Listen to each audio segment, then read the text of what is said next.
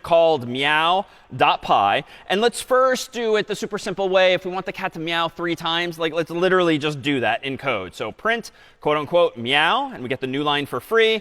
And then I'm just going to copy paste this again and again. It's just going to give me 3 such lines. Python of meow.py, enter, and there we have it. A cat that meows 3 times. Of course, this is correct but not well designed, because what should I obviously be using instead as a feature of any language?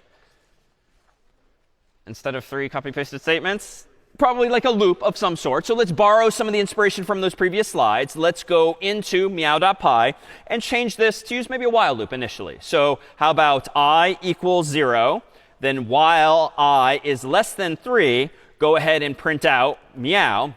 And then let's go ahead and do I plus equals 1, which is the quick, relatively quick way to do that in Python, but not like C's++.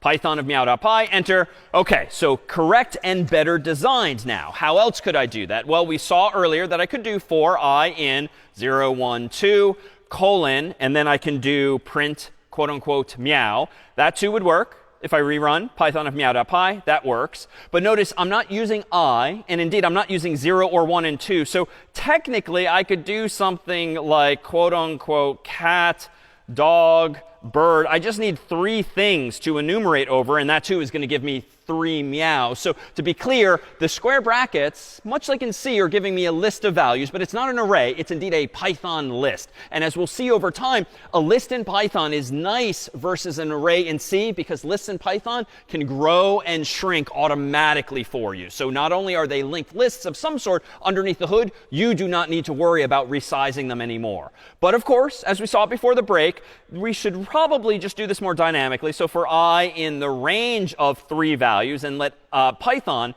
generate those for me. If I rerun Python of meow.py, I still get 3 values. But here too, stylistically, recall, we said that you don't really need the name of the variable if you're just going to do something 3 times without ever touching that value. So we could just use an underscore by convention, which just kind of looks like there's no variable there, even though there in fact is.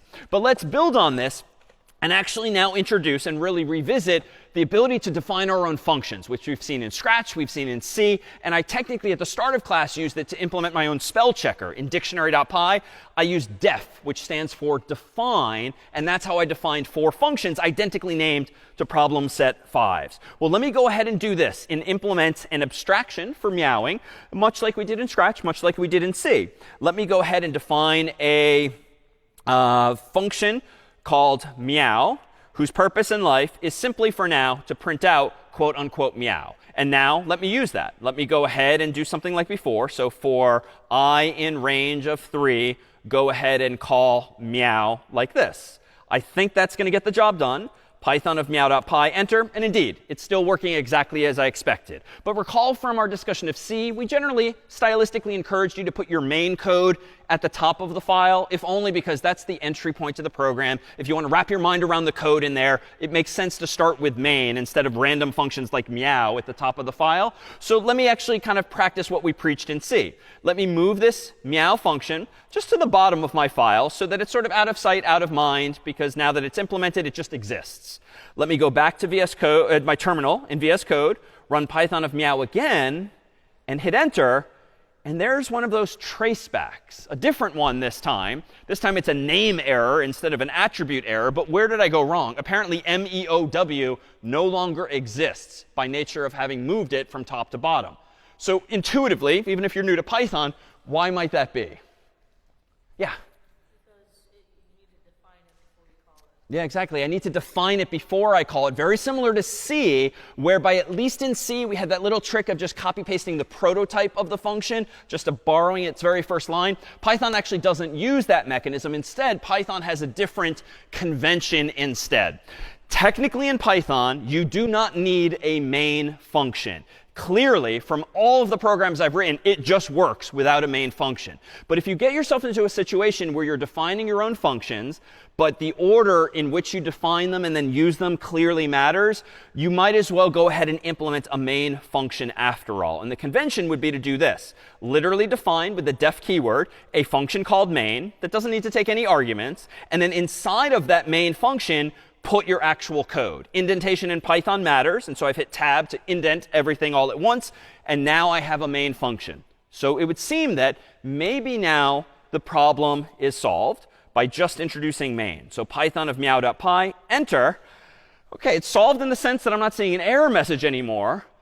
But explain to me intuitively why I'm not seeing anything at all. Yeah?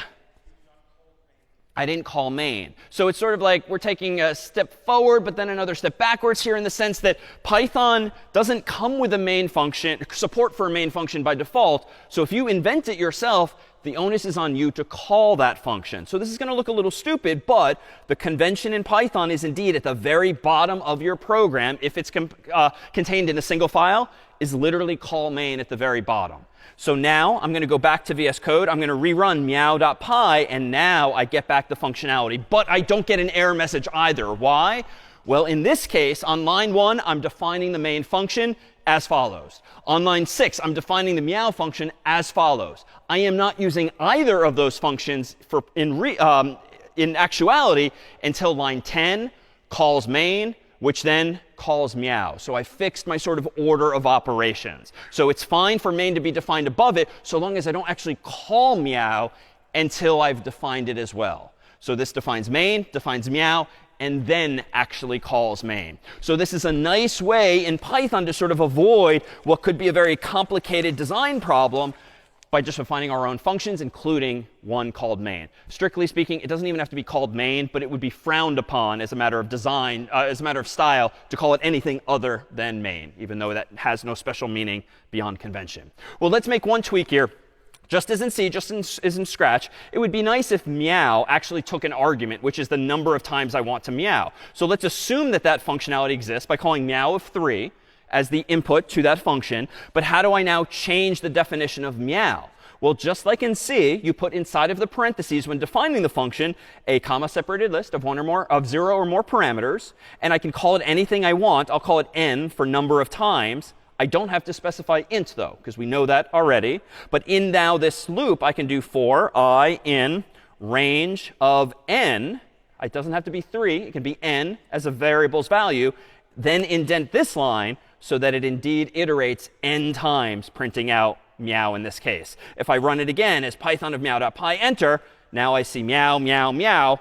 But this is arguably the best designed of my versions thus far, because it is indeed parameterizing how many times I'm meowing. Now, as an aside, especially those of you who might have used Python before or might go on and look at tutorials and such for Python itself as a language, technically the conventional way to call main is with this weird syntax. If underscore underscore name underscore underscore equals equals quote unquote underscore underscore main underscore underscore quote colon tab. We don't bother doing this in most of our class examples because it doesn't actually solve a problem that we ourselves will encounter, and it's just really hard to remember and confusing to read.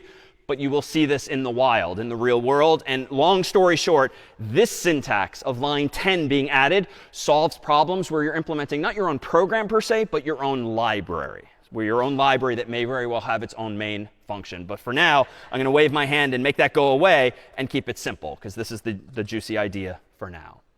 As an aside, there's other ways to have loops in Python that's worth noting. So for instance, in Scratch, we had this forever block saying meow again and again and again without ever stopping. In C, maybe one way to do this was like this, like while true, because true is always true. So this conditional is always true. So it's just going to print endlessly. In Python, the syntax is roughly the same, while true, but capital T and capital F for false. This too would achieve the same result. And so just to demonstrate, though, a very common mistake might be to have some kind of infinite loop in your code. That might happen just the same in Python. So if I go back to meow.py, and just for kicks, I simplify this to literally just while capital true colon print quote unquote meow, you could get yourself into some trouble here by running that code. And it just seems to meow endlessly. How do I get out of this situation besides like reloading my browser and closing the terminal? What's this more elegant way? Yeah, Control C. So Control C for interrupt will cancel what's going on there, just like in C. This, though, does not mean there's an error in your code. C did not do this. Python does show a keyboard interrupt error, if you will, but that's because you literally interrupted the program while it was running. This doesn't mean there's a problem in your code if you've simply interrupted it because you lost control over the thing. All right, so what are some other issues we can perhaps now revisit together? So in the world of C, recall that we ran into issues of truncation, whereby if we did integer math, it's like 1 divided by 3, that would give me, ideally in the real world, 0.33333 forever, but it ended up coming out as 0 in C as well. So let's see what happens in the world of Python now. And I'm going to move away from showing left and right C in Python. For now, let's go ahead and just focus on the Python code. So let's try this. Let me go and create a new program after closing meow.py called, say, calculator.py again. Let me throw away the relatively simple code earlier that simply added two numbers together. And let's do some division now. So let's do x equals int, passing in the input, asking for an x value like this. Let's do y equals int input, passing in a y prompt like that. Then let's do a variable called z equals x divided by y. And then let's print out z. So this is actually very similar to something we did weeks ago in C when we first tripped over this issue. Let me run Python of calculator.py, type in 1 for x, 3 for y. And it would seem as though truncation is not an issue in Python by simply using the slash symbol for division. Turns out there's another symbol you can use in Python if you want to get back truncation. You can do slash slash, which is not a comment. It actually means do division like the way C used to do it. But in Python, probably for the benefit of all of us globally, division works as you would expect. And you get back, in fact, this here value instead. What about another issue we saw in C, that of floating point imprecision, whereby even though something's supposed to be 0.3333333 infinitely many times, it seemed like, remember, like grade school was lying to us because there were weird numbers in even a fraction like 1/3.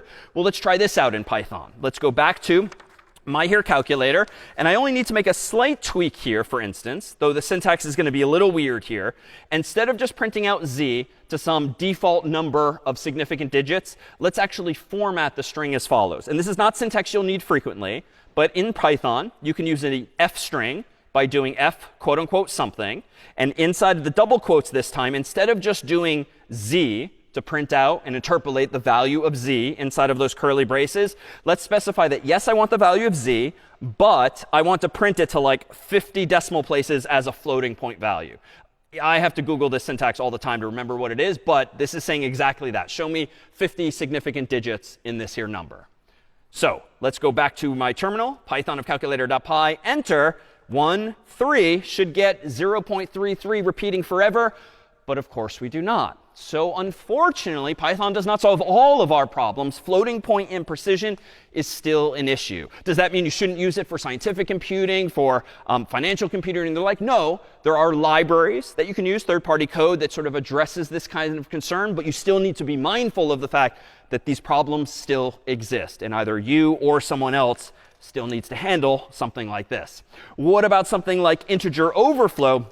Well, wonderfully in Python, integer overflow is not a thing. Recall that in Python, in C, if you use an int of 32 bits, it's eventually going to overflow and go negative or go back to 0 once you count beyond like 2 billion or 4 billion, depending on if you're doing negatives or not. You could use a long in C, which gave you 64 bits, which means it's still going to overflow, but probably after we're all dead, because the number is going to count up much, much, much higher. Unfortunately, well, fortunately in Python, you don't have to worry about int, you don't have to worry about long. It will just allocate more and more bits for you automatically, secretly underneath the hood. So you can just iterate from 0 on up toward infinity, and the program will run theoretically forever without ever actually overflowing the int. So at least integer overflow, not a problem.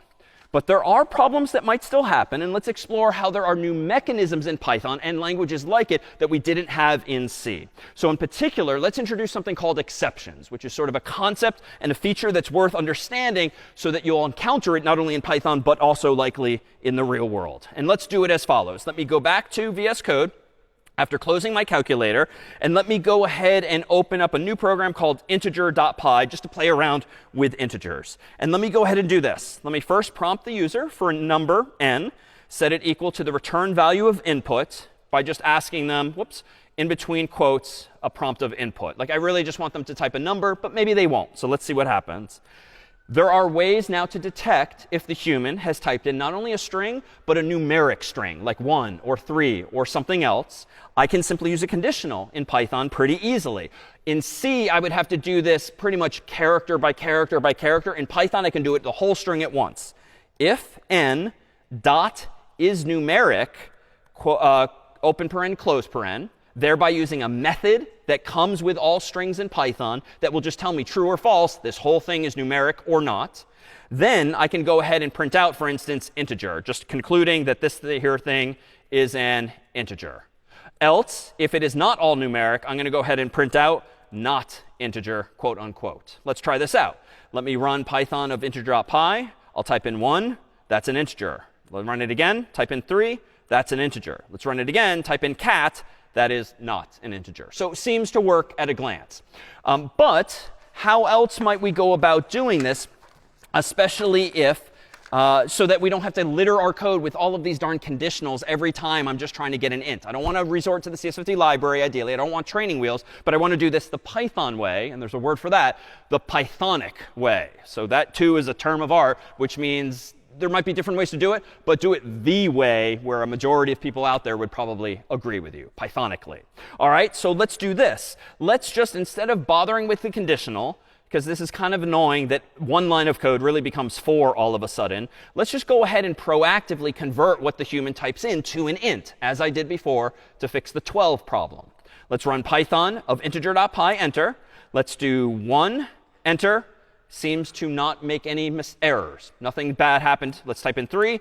That there works too. Let's type in cat, and that throws one of those tracebacks, where the traceback itself is not the error, but it's diagnostic information that's trying to help me figure out where I screwed up. Apparently, I screwed up somewhere in this whole thing. And this is a little cryptic, but this is a value error. Something, I screwed up a value here. Invalid literal for int with base 10 cat. So that's a very verbose way of saying, by default, the int function assumes base 10, aka decimal, and it doesn't understand cat. So it's just not working on cat. So how do I solve this? Well, notice what's happening here.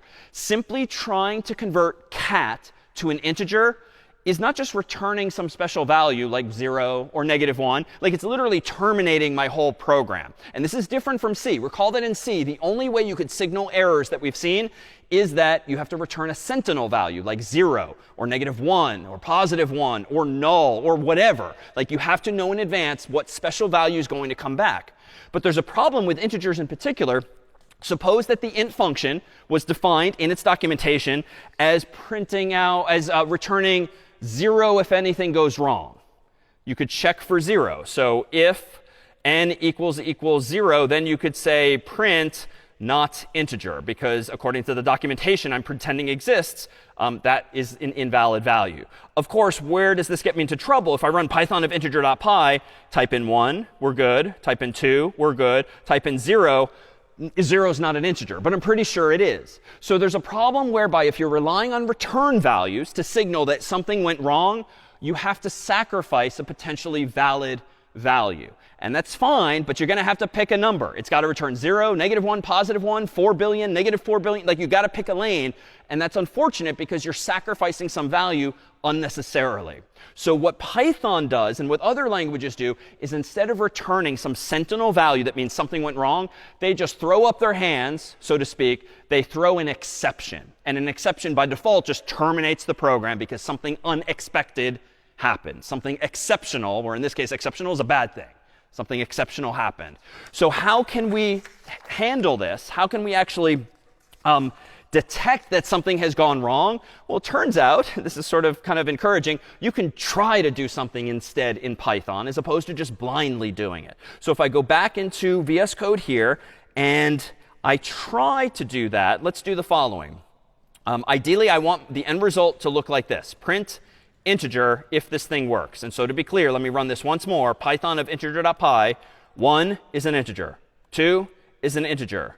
Cat, not an integer, but I'd like to see not integer and not some crazy message on the screen. So how can I fix this? Well, let's do this instead. Please try to do all of this, except if there's a value error, as I know can happen because I just experienced it, then go ahead and print out not integer, quote unquote. So let me just keep my grammar the same. Python of integer.py, enter, 1 works. Python of integer.py, 3 works. Python of integer.py, cat, doesn't work per se, but it doesn't throw an error message anymore in that scary traceback. I'm somehow catching the exception or handling the exception, so to speak. Now, as an aside, the slightly better way to do this would also be as follows. Generally speaking, it's considered a bit lazy and bad design to put more lines of code in a try statement than you strictly need. Because imagine a program has like 30 lines of code. Maybe it's your whole pset problem, and you know you're occasionally getting those traceback errors on the screen. You know, sort of a bad student, for instance, would just put everything in the try block and like literally just try to do your homework. And if there's an exception, then you just catch it at the very bottom. Like that's frowned upon because it's just bad design. When you're trying to do something, you should really only wrap the 1 or more lines that will actually raise an exception inside of it. So technically, print is not going to fail. Like you can't screw up print when you're just printing out quote unquote integer. So weirdly, the try except statement in Python also supports an else, whereby if there's not an exception, you can then do this statement instead. It's a little weird because we've only seen else's and conditionals, but you'll see this in the real world. This, though, would achieve the exact same thing, but it's a little better because now the only line of code I'm wrapping is the one that can actually raise this exception in the first place. So Python of integer.py, 1 works. 3 works. Oh, wait a minute. Oh, wait. That's completely logical. Does not work. This is supposed to say integer if it is not, in fact, an exception. Sorry, user error. Python of integer.py, 1 works. 3 works. Cat is caught, but therefore not an integer in this case. So long story short, why do we introduce this? Well, one, these exceptions are actually omnipresent in higher level languages. And this is the way that many languages actually raise exceptions, signal that errors has happened, as opposed to reserving arbitrarily some special return value that you must check for. But you need to now try to do certain things, except if errors happen, in which case you can catch them, so to speak, in this way. As an aside, how does CS50's getInt function in our library work? We essentially are using try and except inside of a loop that just keeps prompting and prompting and prompting the user for an actual integer until you oblige, and then we return that value in CS50's Python version of getInt. So we're using the same fundamental in there. All right, let's try now a few familiar things here on stage in homage to the Python crawling on Mario's bricks here. So recall that a few weeks ago, we played around with something super simple like this in C, which wasn't syntactically as simple, but the idea was to print out a column of, for instance, 3 bricks. How might I go about doing this in code? Well, let's see. Let me open up a new file called mario.py today, and let's just do it the simplest way possible. If I want to print 3 bricks, I could do